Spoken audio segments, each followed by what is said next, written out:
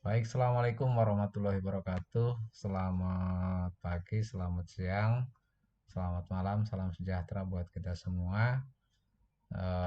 Selamat bertemu kembali bersama Bapak pada kesempatan ini.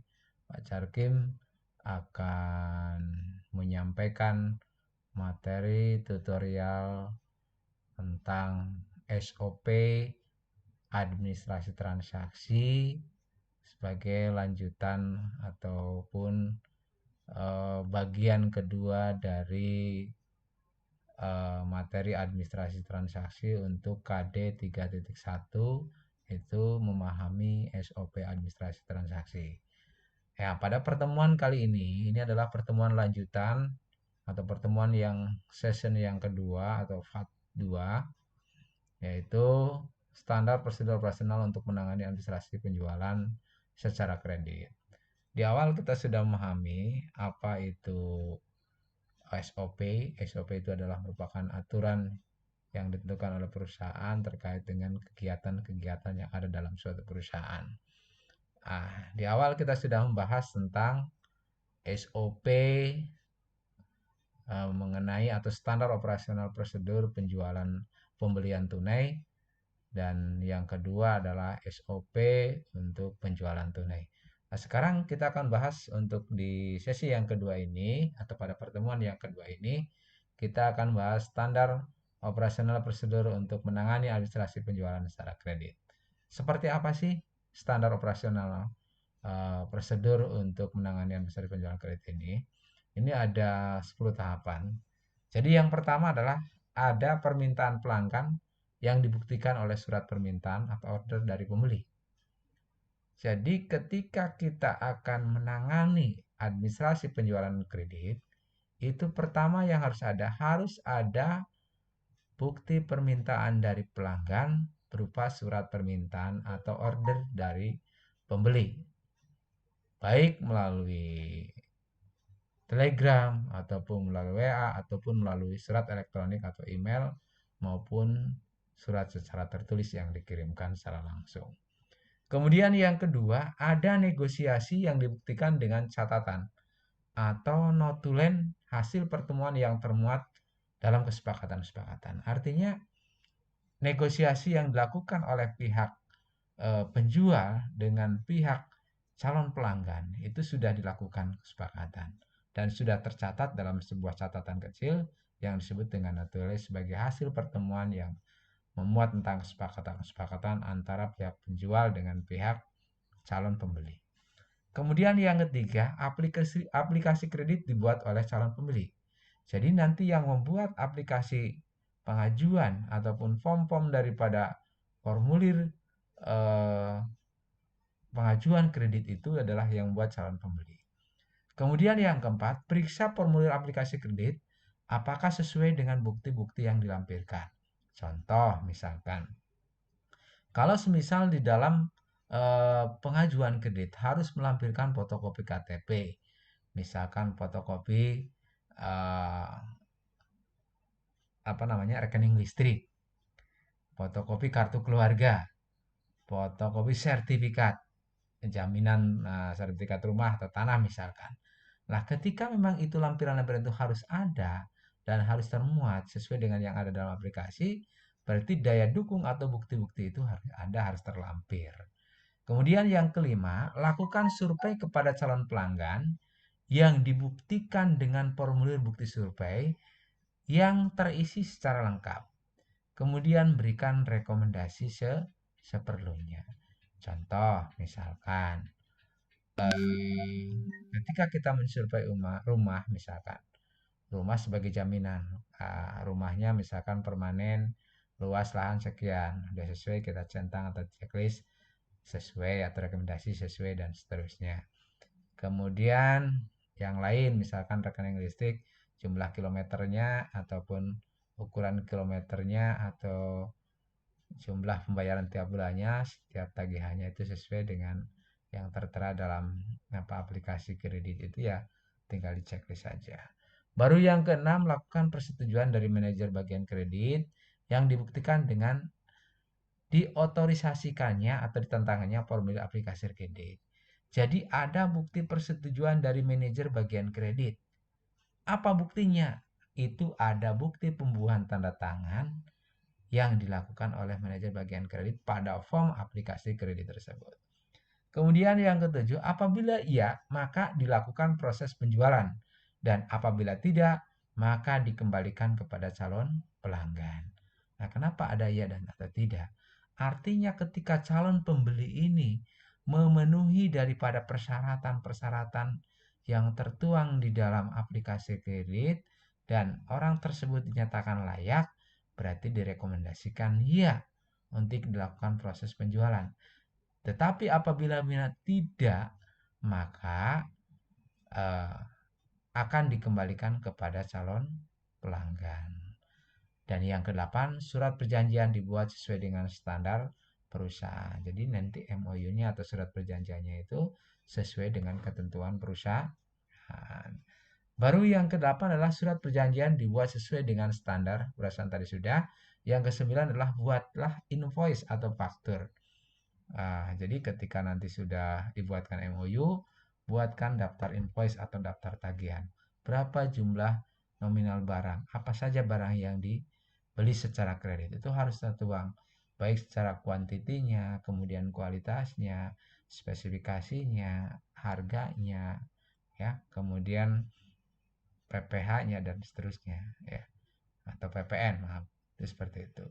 Dan yang terakhir, baru kirimkan barang yang dijual dengan cepat kepada konsumen sebagai pelayanan yang sempurna.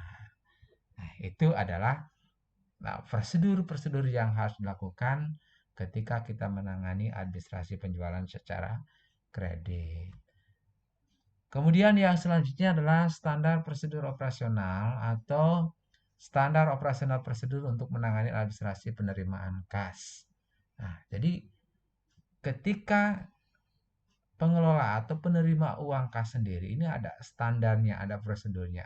Tadi dikatakan di awal bahwa standar operasional itu adalah aturan yang ada dalam suatu perusahaan terkait dengan kegiatan-kegiatan yang ada dalam perusahaan itu sendiri. Yang pertama di sini terkait dengan standar operasional prosedur untuk menangani administrasi penerimaan kas. Pertama adalah penerimaan uang tunai dimulai dari terjadinya transaksi yang menyebabkan penerimaan kas seperti penjualan tunai, penerimaan pembayaran piutang, ya, dan lain-lain. Jadi kalau kita menerima penjualan tunai kan otomatis kita menerima uang kas. Kemudian ada yang membayar membayar piutang, ada piutang masuk, ya, itu juga adalah penerimaan uang kas dan seterusnya, ya, dan lain-lain. Kemudian yang kedua, periksa bukti transaksi yang dikeluarkan oleh bagian penjualan dengan teliti dan cocokkan dengan rangkapnya. Jadi yang kedua, pastikan lakukan pemeriksaan atau cross-check bukti transaksi yang dikeluarkan oleh bagian penjualan dengan teliti dan cocokkan dengan jumlah rangkapnya. Jadi kalau rangkapnya dibuat rangkap 3, ya harus sesuai. Ya, harus dipastikan sesuai dengan jumlah rangkap 3. Kemudian yang ketiga, hitung jumlah transaksi dengan benar. Jadi jangan sampai kita salah menghitung antara kuantiti dengan harga satuan. Itu harus dipastikan, dicek lagi. Kemudian total bayar yang harus dilakukan berapa, itu harus dipastikan. Jadi hitung jumlah transaksi dengan benar. Yang keempat, periksa uang yang diterima dengan benar. Gunakan alat untuk mengecek uang secara fisik. Apabila pelanggan menggunakan cek, maka periksa keabsahan cek tersebut dan buat konfirmasi keabsahan cek tersebut kepada bank yang mengeluarkan daripada cek tersebut. Jadi di sini dalam penerimaan uang kas itu bisa uang secara tunai, artinya uang dalam bentuk uang kartal, dan juga bisa berupa uang gira dalam bentuk cek. Jadi periksa uang yang diterima itu dengan benar. Pastikan kita tidak menerima uang palsu, ya. Makanya harus dicek menggunakan alat verifikasi uang atau money detector. Ya, ini nanti materi tentang alat verifikasi itu akan dibahas di kelas 12, ya. Jadi itu nanti akan lebih lanjut, kita akan praktek ke situ. Termasuk di sini nanti adalah kalau pelanggan menggunakan cek, maka harus diperiksa keabsahan daripada cek tersebut. Betul atau tidak cek itu. konfirmasi kepada pihak bank yang tertera dalam cek tersebut. Yang kelima, buatkan bukti transaksi penerimaan kas seperti kwitansi. Jadi kalau kita menerima uang, nah yang terakhir adalah ada bukti penerimaan kas berupa kwitansi. Oke, kemudian yang ketiga itu standar operasional prosedur atau SOP pengeluaran kas. Jadi kalau tadi penerimaan kas, ini kebalikannya pengeluaran kas. Jadi kalau menerima itu berarti seorang bendaharaan atau bagian kasir atau bagian penerima uang itu adalah menerima uang-uang yang masuk, baik hasil penjualan tunai maupun adanya pembayaran piutang. Nah, di sini bagaimana terkait dengan prosedur pengeluaran uang kas? Ya, pengeluaran kas itu yang pertama adalah prosedurnya untuk pengeluaran uang dimulai dari transaksi pembelian tunai, pembayaran utang, dan pembayaran biaya-biaya. Jadi pengeluaran uang itu terjadi jika terjadi transaksi pembelian tunai. Misal, ya, bagian pembelian ataupun bagian gudang, bagian produksi. Kemudian melalui bagian pengadaan barang atau pembelian barang, membeli bahan baku secara tunai, berarti itu mengeluarkan uang, ya. Kemudian bendaharawan juga misalkan mengeluarkan uang untuk membayar utang atau mencicil utang atas pembelian berupa bahan baku. Nah, ini juga berarti mengeluarkan uang. Kemudian bendahara atau bagian keuangan mengeluarkan biaya untuk biaya rekening listrik, biaya air atau PAM misalkan, biaya untuk materai, atau biaya untuk kaki dan sebagainya. Nah, ini terjadi pengeluaran namanya adalah pengeluaran uang. Jadi pengeluaran uang itu diawali dengan transaksi pembelian tunai, pembayaran utang, dan pembayaran biaya-biaya. Yang kedua, cocokkan bukti pembelian yang dibawa supplier dengan rangkapnya. Ya. Kenapa sini hubungannya dengan supplier? Karena sekali lagi, di sini kita mengeluarkan uang, kita membayar. Jadi kalau misalkan kita mengadakan sesuatu, beli sesuatu melalui supplier, supplier yang menyuplai barang ke kita akan terima barang, kita akan terima bukti transaksinya. Setelah bukti transaksi itu kita terima, baru kita akan bayarkan. Seperti itu. Kemudian yang ketiga, berikan cek atau uang tunai. Jadi bisa saja kita membayar dalam bentuk cek ataupun juga uang tunai. Ya, tergantung. Mungkin jumlahnya terlalu besar, bisa kita lakukan cek biar lebih aman. Atau uang tunai, tidak jadi masalah. Dan yang keempat, terima bukti transaksi. Jadi pastikan ada bukti pengeluaran bank atau kwitansi yang telah ditandatangani oleh supplier ataupun penerima daripada uang.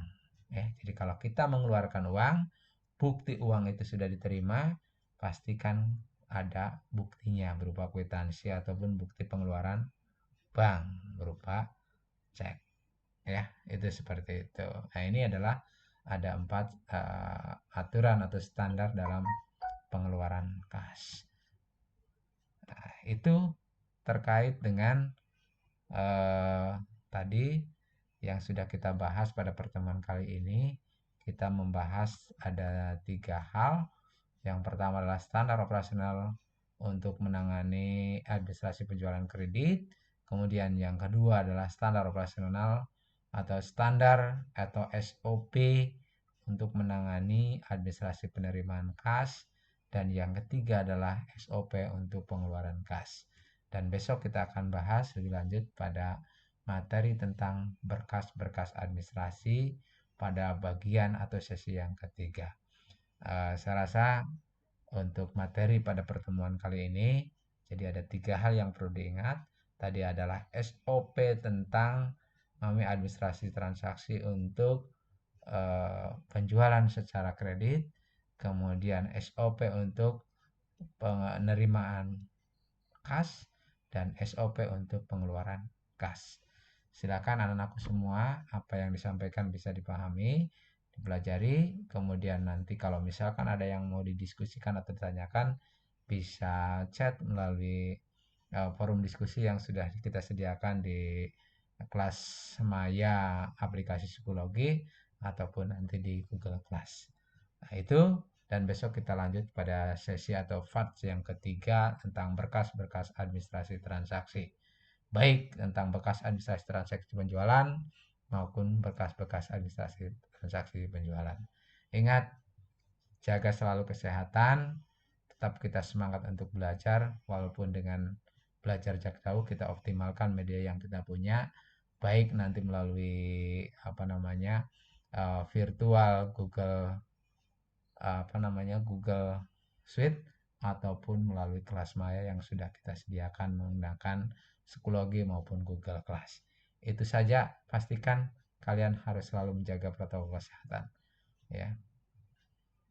Semoga kita senantiasa diberikan kesehatan dan kemudahan dalam situasi yang situasi kondisi ataupun pada masa pandemi COVID-19 ini.